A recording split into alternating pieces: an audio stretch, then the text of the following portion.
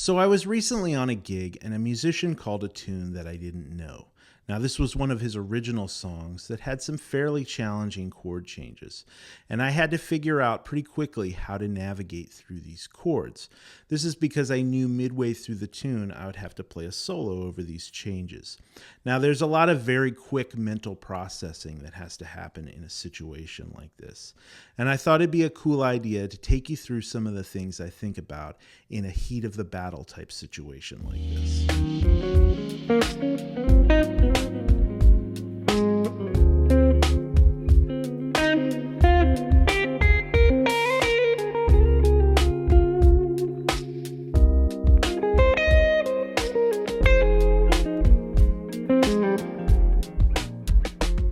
So let's start out by playing down this chord progression. The chords are E flat minor 7, A flat 7, D minor 7 flat 5, followed by D flat major 7, C7 or C7 sharp 9, and then finally F minor 7. Now I'm going to play down these chords to a drum groove so you can hear the context of this chord progression.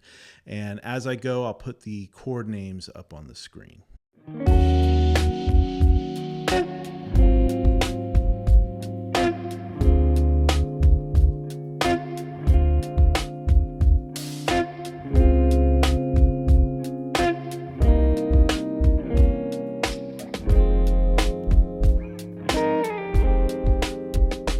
So as you can hear, this is a slightly unconventional chord progression. And when these chords were getting called out on stage, I had to think to myself very quickly, what's going on here? The first thing I try to establish is, what is the key center? What key are we in?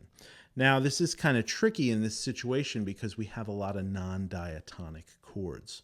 But if we look at the back half of this chord progression, when it goes from D flat major 7 to C7 to F minor 7, this suggests that we're in the key of F minor.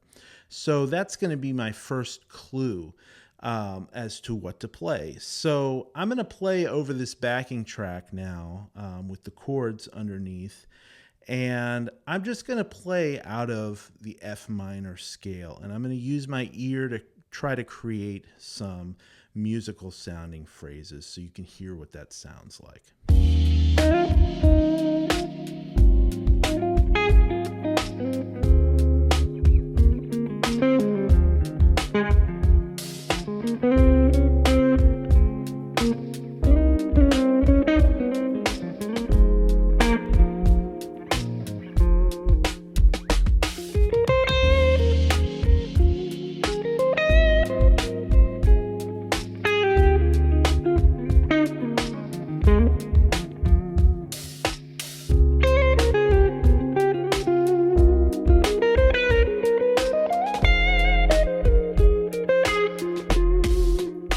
So this approach sounds okay, but there are a couple of notes in that F minor scale that are definitely going to clash over certain chords in this progression.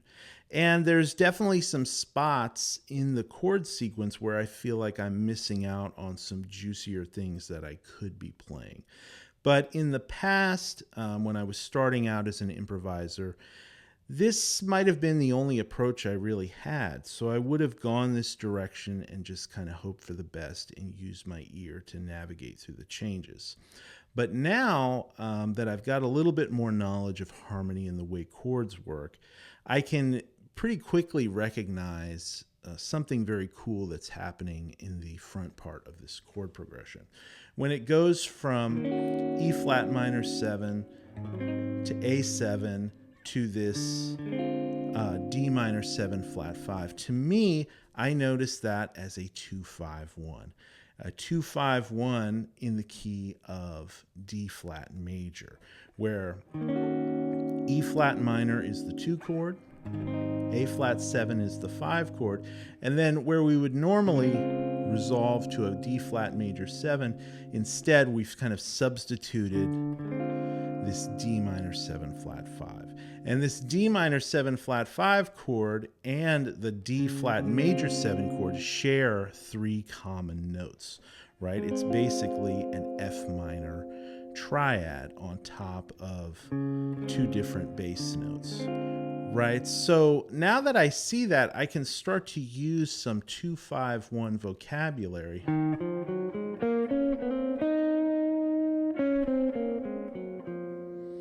to navigate over those chord changes. Now, if you're not familiar with 2-5-1s and you want to get more into that, I've got lots of videos on this channel diving deeper into that topic. I'll put some links down in the description. But for now, I'm going to plug this 2-5-1 concept in the front part of this progression. And I'm going to outline those changes. And then in the back half of the progression, I'm going to go back to our F minor approach to playing over the chords.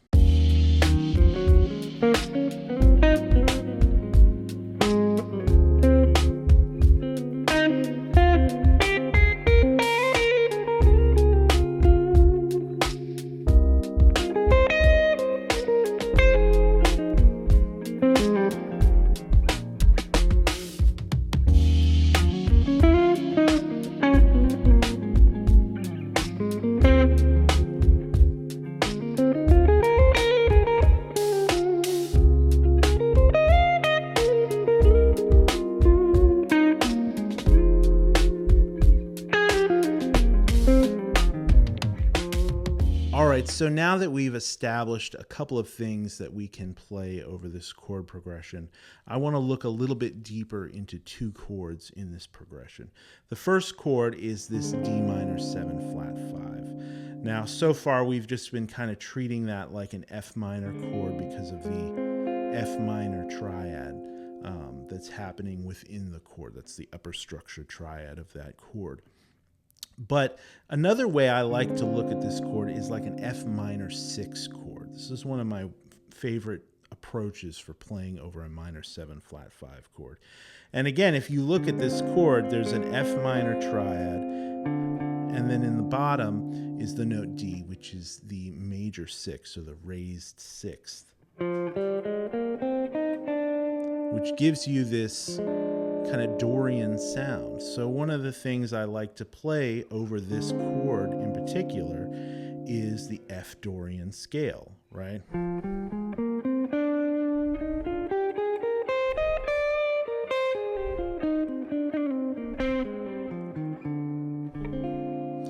So for this approach, we're going to use a lot of the similar vocabulary and ideas we used before, but over that chord, I'm going to play around with that F Dorian scale. The other chord I want to look at is this C7 sharp 9 chord, or C7 altered chord. There's a couple of things we can use over this chord. One would be to play like an F harmonic minor scale. The other thing I like to play over this chord, probably my favorite thing to use over a C7 altered chord, would be the C altered scale.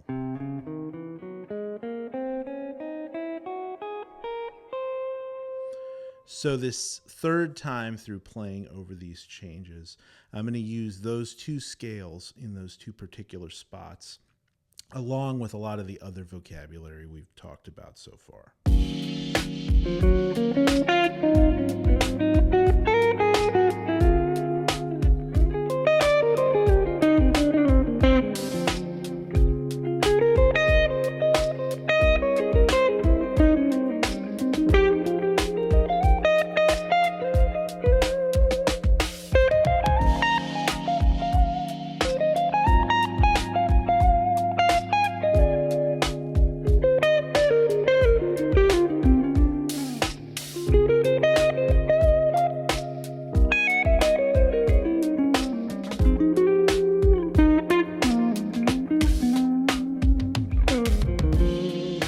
So hopefully this gives you a little insight in how having some knowledge about harmony and knowledge of music theory and having some different scales and arpeggios under your fingers can really help you in the heat of the moment when a tune gets called and you've quickly got to process how you're going to get through it and how you're going to play a solo.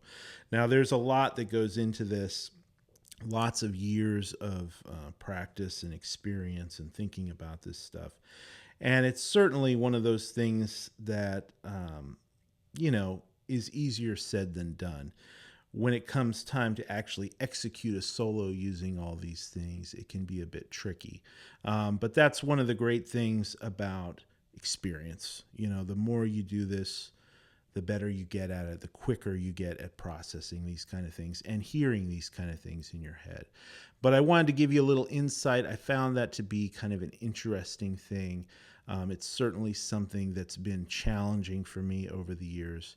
But take a spin playing through these chords. I'll have the backing track and I'll have all the tabs up over on my Patreon page. So if you want to download the backing track and jam over it some, to try some of these different approaches, that could be really fun. And do this on your own, you know. Take challenging tunes that maybe you really like, learn them, and then try to figure out how to improvise over them and navigate through the changes. So my name is Jack Ruch. Until next time, happy practicing and take care.